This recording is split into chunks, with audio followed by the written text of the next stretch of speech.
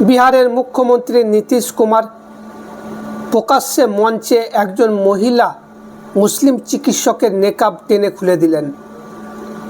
মুখ্যমন্ত্রীর এত দুঃসাহস হয় কী করে প্রকাশ্যে একজন মুসলিম মহিলার হিজাব টেনে খুলে দেওয়ার? বিজেপির সঙ্গে যে থাকে সে কখনো ধর্মনিরপেক্ষতায় বিশ্বাসী হতে পারে না, গণতন্ত্রের বিশ্বাসী হতে পারে না, সংবিধানের ওপর আস্থা রাখতে পারে না। এটাই তার প্রমাণ। নীতিশ কুমার মুখে যতই বলুক সে ধর্মনিরপেক্ষতায় বিশ্বাসী, আমি বিশ্বাস করি না, এই ভিডিওটাই তার প্রমাণ। নীতিশ কুমার স্বাভাবিক অবস্থায় ছিলেন না অস্বাভাবিক অবস্থায় ছিলেন, সাধারণ মানুষ প্রশ্ন করছেন। কারণ এটা কোনো সজ্ঞানে থাকা ব্যক্তি এটা করতে পারে না। একজন নারীর পোশাকে হস্তক্ষেপ, একজন নারীর পোশাক, তার আস্থা, তার বিশ্বাসের ওপর হস্তক্ষেপ কোনো মুখ্যমন্ত্রী করতে পারে না। এই ধরনের ব্যক্তির কোনো নৈতিক অধিকার নেই মুখ্যমন্ত্রীর পদে থাকার। অবিলম্বে নীতিশ কুমারের উচিত পদত্যাগ করা। কারণ ওনার মানসিক অবস্থা, ওনার শারীরিক অবস্থা ঠিক নেই, তাই এই ধরনের কাজ করছে। যে সংবিধান সমানতার কথা বলে, ধর্মীয় অধিকারের কথা বলে, সেই সংবিধানের শপথ নিয়ে মুখ্যমন্ত্রী যেটা করলেন সেটা সংবিধানকে পুরোপুরি অসম্মান করলেন। এর তীব্র নিন্দা ও ধিক্কার জানাই।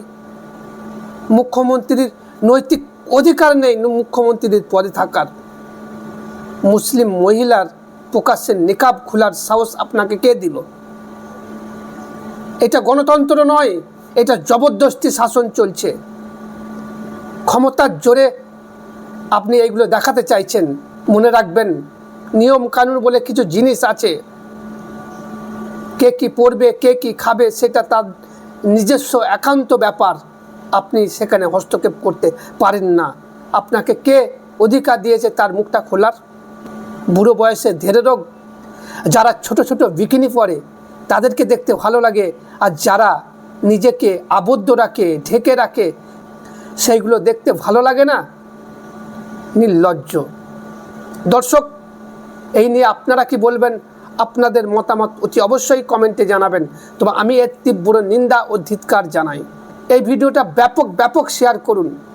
এটা শুধু মুসলিম সমাজের ব্যথা নয়, এটা শুভবুদ্ধি সম্পূর্ণ মানুষ প্রত্যেককে এর বিরোধিতা করছে যে এটা একজন মুখ্যমন্ত্রী পদে থাকা ব্যক্তির এই ধরনের আচরণ শোভা পায় না। এতে সংবিধান ক্ষুণ্ণ হচ্ছে। এই ভিডিওটা ব্যাপক শেয়ার করুন। ফেসবুকে দেখলে ফলো করুন, ইউটিউবে দেখলে সাবস্ক্রাইব করে পাশে থাকুন। জয় হিন্দ, জয় বাংলা।